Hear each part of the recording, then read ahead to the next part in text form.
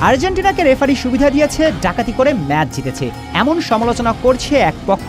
তারা আসলে নিয়মটা জানে তো, নাকি নিয়ম না জেনে যা ইচ্ছে তাই বলছে? চলুন সালারটা কেন ফাউল কল করা হলো না আর আর্জেন্টিনারটা কেন ফাউল ধরা হয়েছিল সেই আলাপে আসা যাক।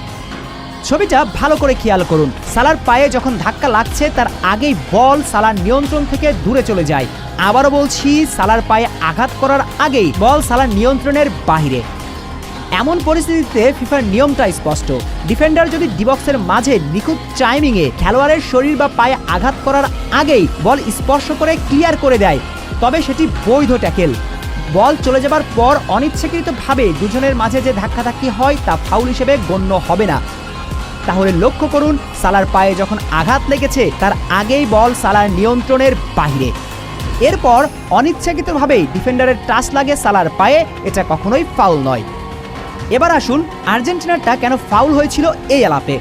এক্ষেত্রে পরিস্থিতি ছিল পুরোটাই ভিন্ন, কারণ লিসান্দ্রো মার্টিনেজের বল দখল হারানোর পেছনের মূল কারণ ছিল প্রতিপক্ষের ফাউল। আবারও বলছি, লিসান্দ্রো মার্টিনেজকে আঘাত করে বল নিয়ন্ত্রণ নিয়েছিল মিশরের ফুটবলার। এবার নিয়ম কি বলে জানা যাক।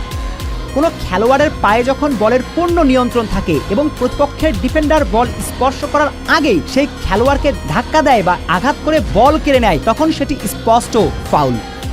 অর্থাৎ আর্জেন্টিনা একেবারে ফুটবলীয় নিয়মেই জিতেছে, তাই এই ম্যাচ নিয়ে অন্যদের কান্নাকাটি করে খুব বেশি লাভবান হওয়া যাবে না।